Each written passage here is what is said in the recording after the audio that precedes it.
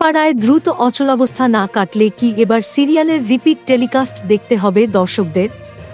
টালিগঞ্জের studio পাড়া সূত্রে খবর, সব ধারাবাহিকেরই অল্প কিছুদিনের এপিসোডের ব্যাংকিং রয়েছে।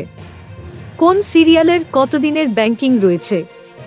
তীব্র অচলাবস্থা, অনির্দিষ্টকালের জন্য বন্ধ সমস্ত শুটিং। এই পরিস্থিতি দ্রুত না কাটলে এর প্রভাব এবার সরাসরি পড়তে পারে সিরিয়ালগুলির ওপর।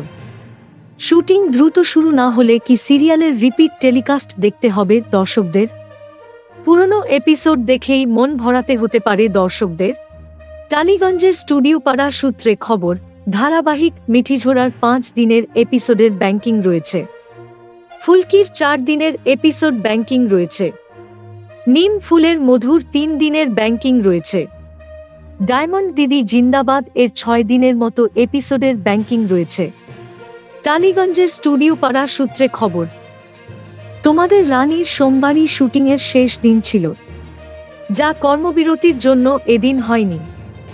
ধারাবাহিক কথার 4 দিনের এপিসোড ব্যাংকিং রয়েছে। উড়ানের হাতে রয়েছে এখন মাত্র 3 দিনের এপিসোড। টালিগঞ্জের স্টুডিও পাড়া সূত্রে খবর, রবিবার রাত থেকে সোমবার সকাল পর্যন্ত 9টা সিরিয়ালের ডবল ইউনিট শুটিং হয়েছে। পরিচালকরা বুঝিয়ে দিয়েছে তারা নিজেদের অবস্থানে অনড়। ফেডারেশন অনমনীয়। শেষ অবধি কি হবে, সেই উত্তর দেবে সময়। Thank you so much for watching our videos. Please do like, share and subscribe our channel.